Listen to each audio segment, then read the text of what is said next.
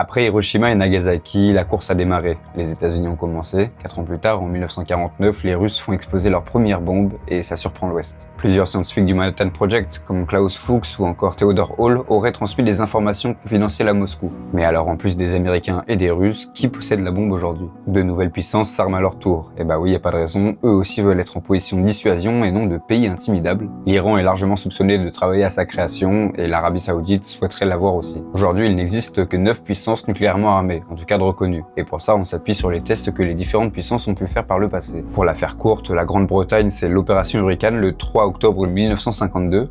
La France, c'est via l'essai Gerboise Bleue le 13 février 1960. La Chine, ce sera l'essai 596 le 16 octobre 1964.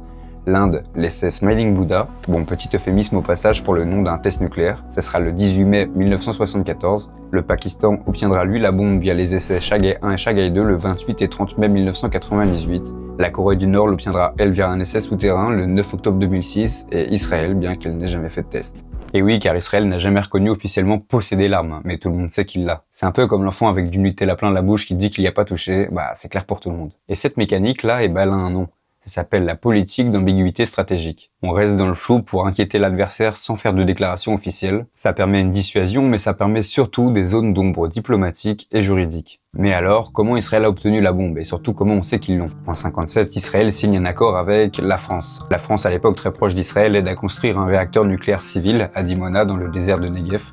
Ce réacteur est en réalité militaire, le site est caché, surveillé, et Israël refuse l'accès aux inspecteurs internationaux. Dans les années 60, le service secret américain découvre que Dimona sert à produire du plutonium de qualité militaire. En 69, le président américain Nixon accepte un compromis verbal avec Israël. Ok, vous gardez la bombe, mais vous ne l'annoncez jamais publiquement.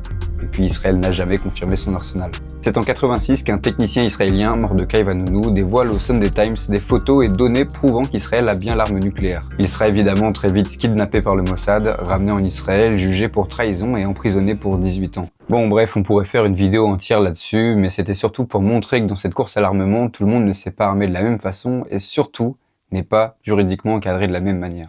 À son apogée, en 1980, on comptait dans le monde en circulation plus de 70 000 têtes nucléaires. Suffisamment pour détruire la planète plusieurs fois, et ça il y a près de 50 ans. Bref, les 6 et 9 août ont transformé le monde. On ne vit plus seulement des guerres de territoire, on vit dans un monde où la menace d'anéantissement pèse constamment sur la diplomatie.